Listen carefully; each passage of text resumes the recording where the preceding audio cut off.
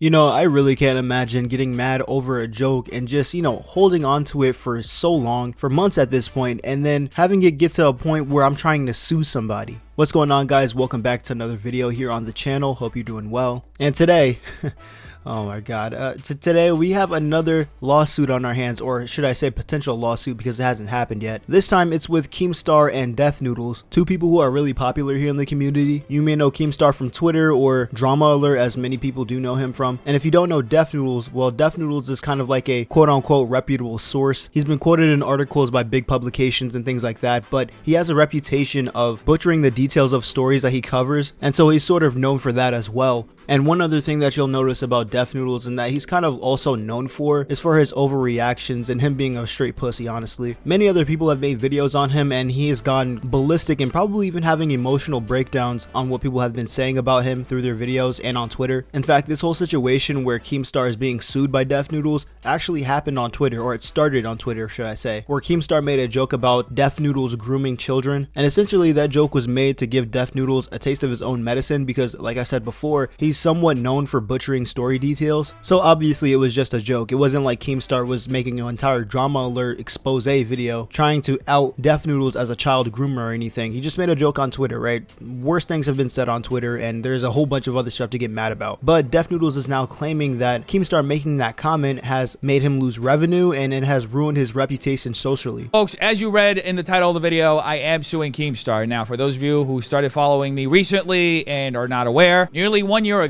Keemstar knowingly published false and defamatory allegations against me. He claimed I groomed numerous underage girls. Keemstar has since confessed twice to fabricating these allegations to punish me. He has never officially retracted these allegations, nor has he ever corrected them. These allegations have caused me great harm socially and professionally. I am now suing him to clear my name of these false allegations and to hold him accountable for knowingly making false accusations. And now a palate cleanse. Which, you know how incredibly difficult that is going to be to try and prove in court. Like, there's no way you can actually go into your records and pinpoint the date when Keemstar actually made the joke and then try to correlate that to a loss in revenue. Now, you know, here on the channel, we've covered lawsuits before, like the last one we just covered, I think it was with Actman and Quantum TV and that whole situation. But I guess DefNoodles is also a part of that group of people that really can't take any criticism or jokes about them and really don't understand that this is the internet and we could say whatever we want typically and then get away with it. I mean, it's not like you have to go crazy and try to save your self-image, because nobody really thinks of you as a child groomer. I think pretty much everybody who saw that tweet knew that Keemstar was joking, and I'm also certain that most people who saw the tweet could have also guessed that you would try to do something like this, quite literally because you have a reputation for doing stuff like this. I mean, for crying out loud, dude, you have a YouTube channel, you're a YouTuber, you do this for a job, you get like 4 million views a month. And by the way, that's another piece of evidence that proves that he hasn't really suffered that much in revenue or in popularity because of Keemstar's claims. But back to what I was saying before,